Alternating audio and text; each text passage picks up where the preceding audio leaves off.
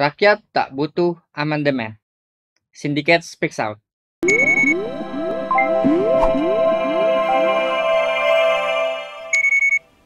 Rakyat tak butuh amandemen.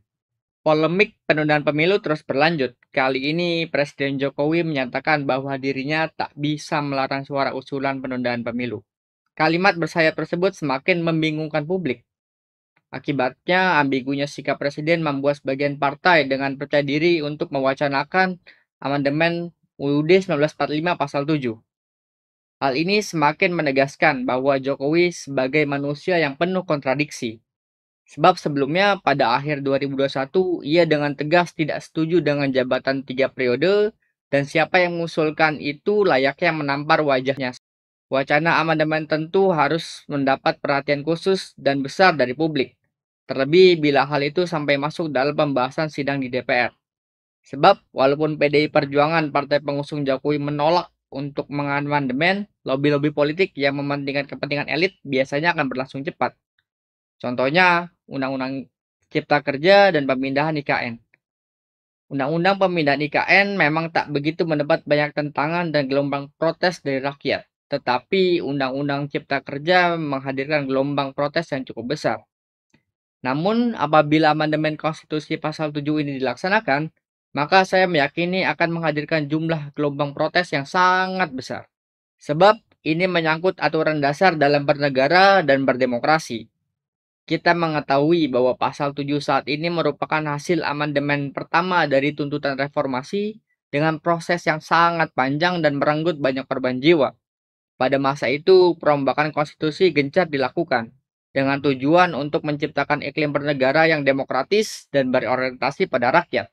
Setelah sebelumnya rakyat terbelenggu dalam praktik otoritarianisme ala Orde Baru. Saya meyakini aktivis di masa itu juga banyak yang menolak apabila pasal 7 kembali diubah.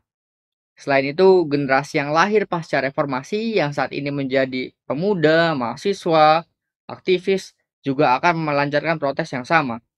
Dua generasi akan bertemu menolak masalah yang sama, yaitu amandemen penambahan masa jabatan presiden. 2 periode merupakan waktu yang cukup untuk sebuah kekuasaan, agar rakyat masih bisa mengontrol dan mengevaluasi. Sebab kekuasaan berpotensi korup, bertambahnya masa jabatan akan semakin membesarkan potensi korup tersebut. Tak hanya itu, amandemen ini juga membuka pintu bagi berlangsungnya otoritarianisme, sebab negara akan jauh lebih kuat dari rakyat.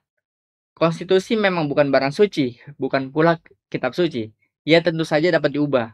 Akan tetapi, apabila perubahan tersebut sama sekali tak mewakili rakyat banyak, maka sudah selayaknya penolakan atau perlawanan itu harus dilakukan. Sebab saat ini tak ada keadaan yang mendesak yang membuat amandemen harus dilakukan, selain kepentingan elit politik saja. Rakyat memerlukan politik dan pemerintahan yang berpihak kepada dirinya, bukan kepada elit politik dan ekonomi atau oligarki. Penambahan masa jabatan presiden atau penundaan pemilu jelas tak mewakili kepentingan rakyat. Saat ini rakyat tak membutuhkan amandemen konstitusi, tetapi rakyat membutuhkan komitmen untuk melaksanakan konstitusi secara sungguh-sungguh dari pemerintah. Sehingga keadilan rakyat bagi bangsa Indonesia bukan sekadar slogan dan janji-janji kampanye belaka. Salam Indonesia.